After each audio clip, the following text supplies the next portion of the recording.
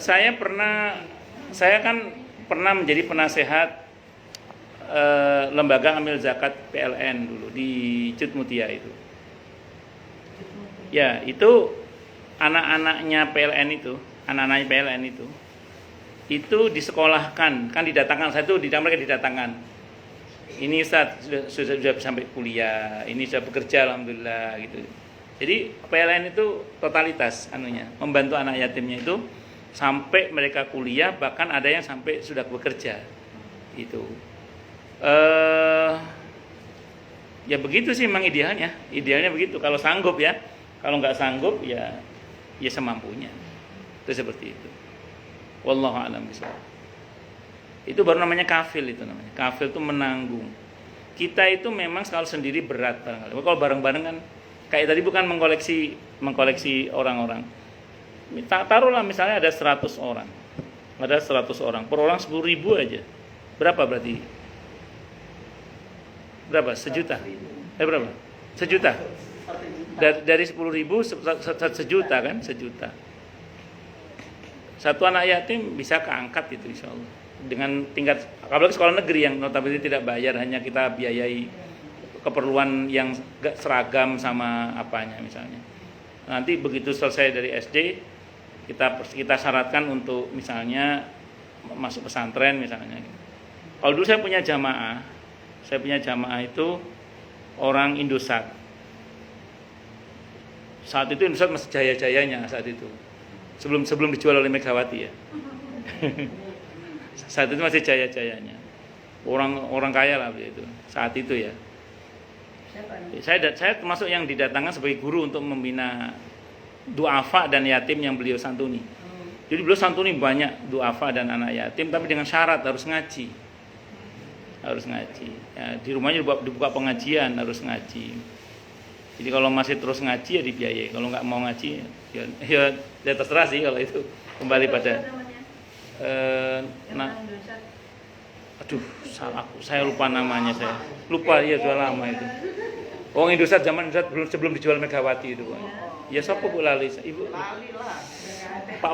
Pak Parto lali. Orang Bekasi Timur. Bukan orang Jawa Timur. Bukan. Kalau istrinya namanya kalau istrinya saya tahu namanya Bu Sri Mursiti namanya. Kalau istrinya saya tahu namanya Bu Sri Mursiti namanya. Apa? Kalau sing lanang aku lali, Pak Prapto lupa namanya, Pak Prapto kayaknya. Saya lupa namanya, mohon maaf. Kalau istrinya saya hafal, namanya Bu Sri Mursiti. Saya hafal karena saya dulu pernah melamar putrinya untuk teman saya. Ditolak. Tapi bukan saya dendam, bukan. Ya memang belum jodohnya.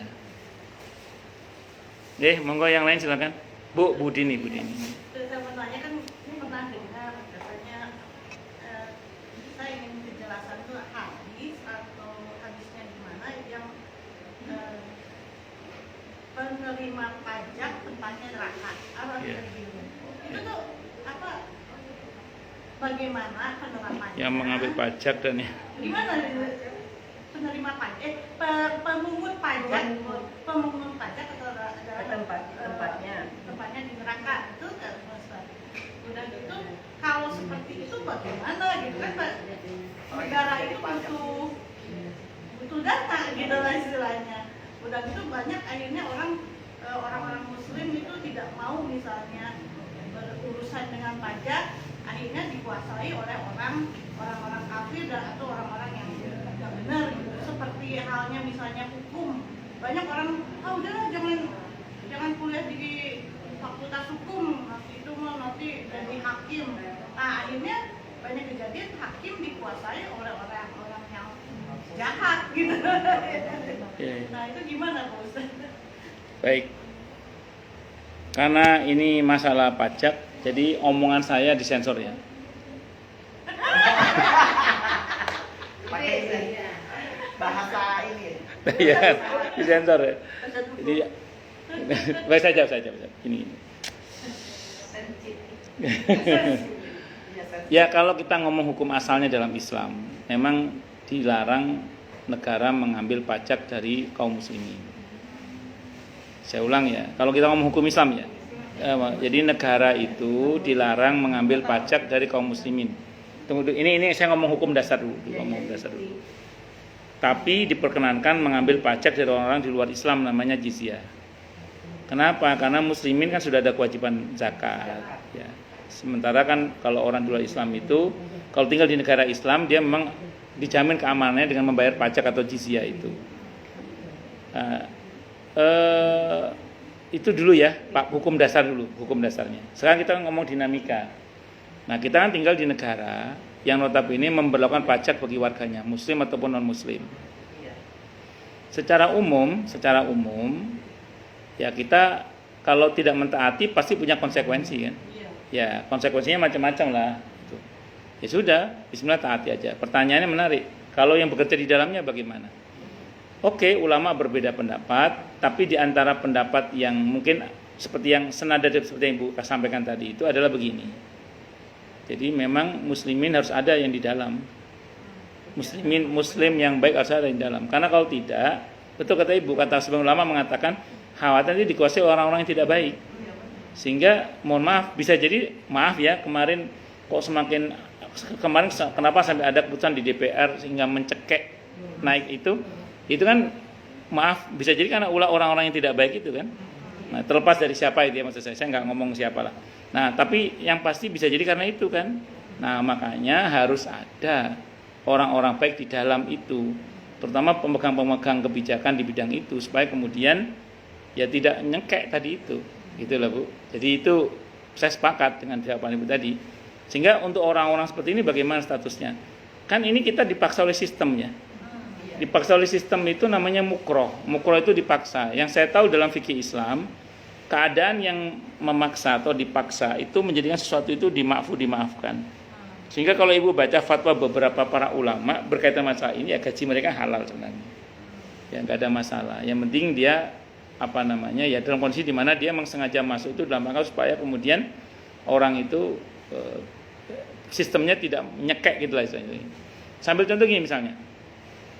Saya kenal seseorang gitu ya, yang dia kesulitan mau bayar pajaknya itu, terus kemudian dia nanya ke temannya yang bekerja di pajak, dibantu untuk diringankan tuh dibantu. Ya, sehingga kemudian akhirnya dia sangat terbantu dengan keadaan itu karena ada punya orang teman di dalam itu, dibantu betul. Sini lah ngitungnya supaya kamu nanti nggak berat yang dibantu.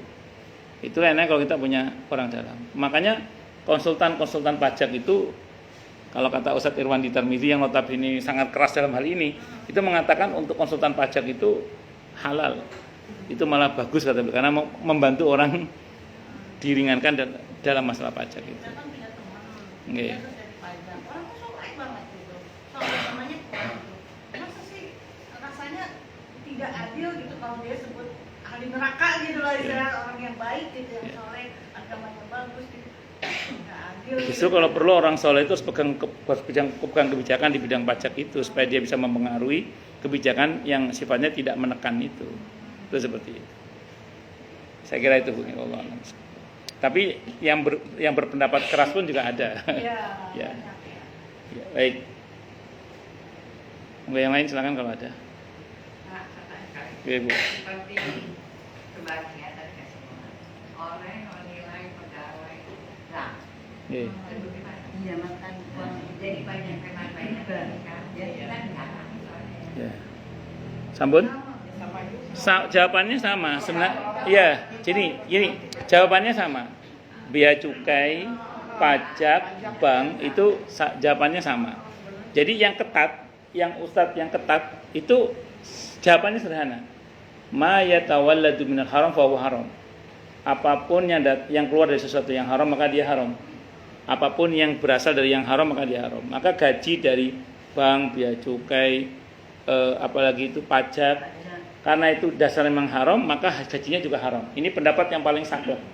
Dan saya kalau yang sepakat monggo silakan dan silakan keluar. Kalau sudah terlanjur masuk. Ini kalau Anda sepakat dengan pendapat yang ini. Tapi saya ulang tadi, tiga keadaan itu kan sistem yang dibangun oleh negara yang kalau kita dipaksa di situ itu. Nah, sementara kalau tidak ada orang-orang kita di dalamnya itu akan semakin menggila. rusak. Iya, bisa semakin menggila. Makanya harus ada orang kita di dalam itu. Itu kata orang kedua. Sehingga kondisi yang memaksa itu menjadikan mereka itu insya Allah gajinya halal. Bukan apa-apa, karena kalau nggak diisi oleh kita, orang-orang kita bisa lebih parah lagi keadaannya itu. Wallahu a'lam bishawab. Saya kira nganter gitu ya. Enggak gini deh. Niatnya tukar jasa aja gitu loh. Ya, terserah yang penting niatkan anu aja, niatkan Karena Allah. iya karena Allah gitu. Gini. Ini contoh kasus deh. Saya kan ngajar di bank BUMN tertentu, saya ngajar merek bank yang lagi online saya. Nah, saya di situ itu ada pegawai bank kan cerita sama saya. Sebenarnya Ustadz, saya kan bagian UMKM itu. Kredit kecil menengah ke bawah itu. Ya. Saya itu Ustadz sebagai pegawai bank itu untuk supaya yang bersangkutan itu ringan dalam peminjaman itu, saya usahakan tidak ada bunga Ustadz. Jadi beliau itu berjuang agar tidak ada bunga untuk orang-orang yang kreditnya menengah ke bawah itu. Tapi dia ditekan oleh atasannya, nggak bisa, harus ada bunga. Ditekan oleh atasannya. Nah itulah kalau kita nggak punya power. Kalau kita yang punya power kan kita bisa mendukung kebijakan itu. Ya tidak apa-apa lah, kita bantu mereka. Yang penting kita nanti punya untung dari sisi yang lain. Kan bank itu keuntungan tidak hanya dari bunga saja kan, bisa dari sponsor, bisa dari iklan, kan bisa dari mana aja kan. Itu seperti itu.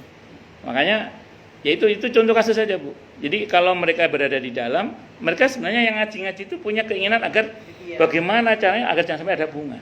Diusahakan itu. Tapi saya ditekan oleh atasan saya, nggak boleh, harus ada bunga. Pokoknya harus ada bunga pokoknya. Dipaksa dia. Ya sebenarnya dia nggak berdaya kan akhirnya kan, mau dipaksa oleh atasannya. Itu. Makanya saya bilang, ya itulah kalau kita punya power harusnya kita punya menekan orang supaya kemudian ya bertindak benar gitu maksudnya. Saya kira itu wallahu a'lam.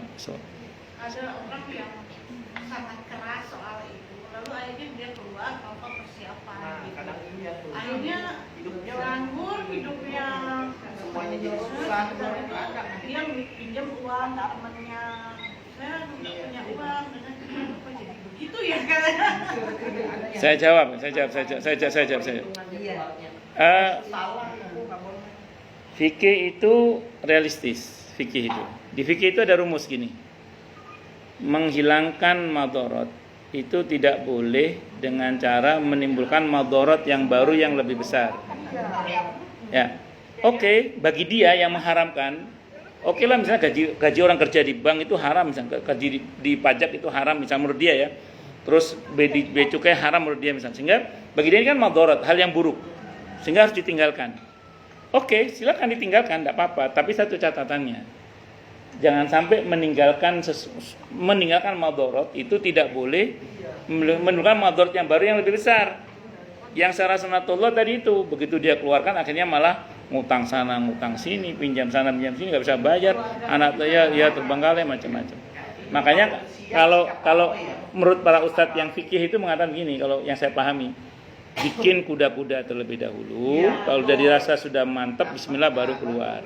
Itu namanya untuk meminimalisir. Itu pun kalau Anda meyakini bahwa itu haram.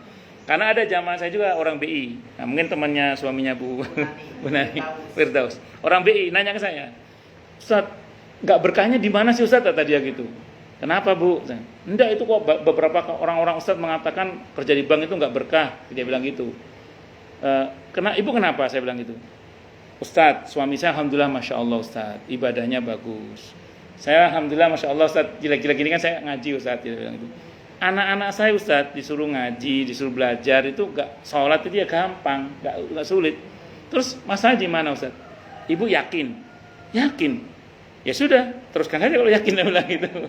Terus saya tunjukkan ini loh rujukan fatwanya kalau mau yang halal itu ada Yusuf Qardawi, ada Darul Ifta Mesir. Kalau yang mau haram Lajnah Daimah Saudi. Kalau Indonesia Radio Roja CS misalnya gitu. Ya semoga lah Anda pilih aja gitu. Dan pelajari fatwanya itu. Saya bukan mufti saya bilang. Nanti silakan dirujuk fatwanya saja. Ya, saya ngomong gitu sih. Ya, saya kira itu Bung. Wallahu a'lam bishawab. Yang Ibu ceritakan tuh banyak, enggak satu, banyak yang begitu itu. Yang malah ngutang sana ngutang sini, malah kejar-kejar orang, malah terbengkalai, malah enggak karuan itu banyak. Bahwa yang berhasil ada, tapi ya wallahu a'lam saya enggak bisa ngomong. Kalau saya sih pakai kaidah fikih aja lah. Jadi kalau menghindari madharat tidak boleh yang menimbulkan madarat yang baru yang lebih besar. Kita aja pokoknya. Wallahu a'lam bishawab. Ada juga kan orang yang usaha Ustaz, jadi harus memang Nggih. tidak cukup ya pinjam dari Nggih. bank kan gitu kan. Nggih. Ini gimana jadi? Jadi ya pas Kan nggak cukup nanti kalau nggak pinjam dari bank.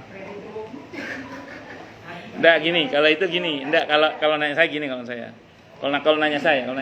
Belum bisa lepas dari bank maksudnya gitu. Ya, Kan gini, bisa dah gini. karyawan nggak gaji, ini itu gitu.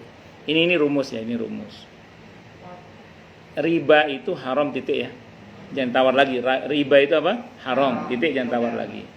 Nah, adapun nanti ada kondisi-kondisi tertentu di mana kita terpaksa, baik dalam tingkatan darurat maupun hajat yang mendesak. Itu ada kaidah yang meringankan gini.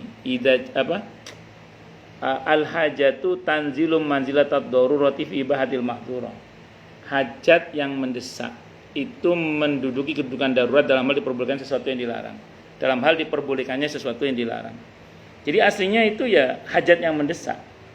Kalau memang itu mendesak untuk diwujudkan, sehingga kemudian kita tidak ada pilihan kecuali melalui itu, ya sudah, itu namanya dimaafkan.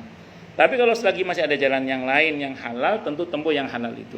Contoh gini, jamaah saya punya jamaah yang alhamdulillah insyaallah berkah usahanya itu. Beliau tidak memilih pinjam di bank, Bu An. Dia pilih saya jual aset saja.